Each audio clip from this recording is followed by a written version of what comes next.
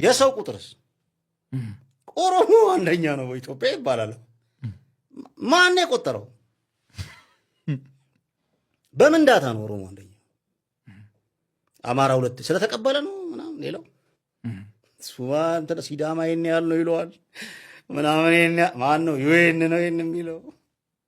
በእውነት እኮ ነው ቁጥራችን ከቆጠረን ስንት ጊዜያችን ነው እንዴ? እኔ ቻይና አንድ ጓደኛችን ነው ወይም ይሄን ስቶሪ እንትን ላምታታው እችላለሁ፣ ግን ገብቶ ስልኩ ጠፋበት። አመለከተ። አይ ስልክህን አልጣልክም ቤት ውስጥ ፈልጋለሁ። ኖን ይዤ አልገባሁም። አይ አልጣልክም በቃ ፈልጋለሁ። ከዛ ክሊክ አድርገው ከኤርፖርት እስከ ቤቱ ስልኬቱ ጋር ይጣልከው ሲሉ ደነገጠ።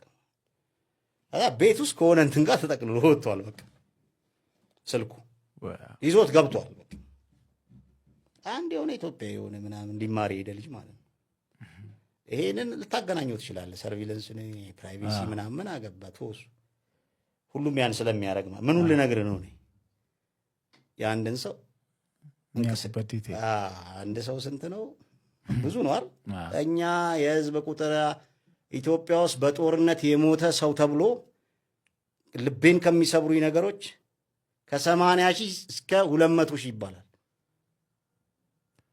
120 ሺህ ሰው ጋፕ ነው። እስከ ግምት እኮ ነው። እስከ ሚሊዮን ሁሉ ይላሉ።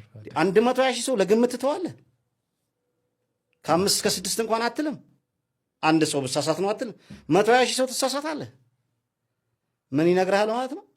ለሰው ቫልዩ እንደሌለ ቁጥራችንን እኛ አናቅም። 120 ይሉናል፣ 100 ይሉናል።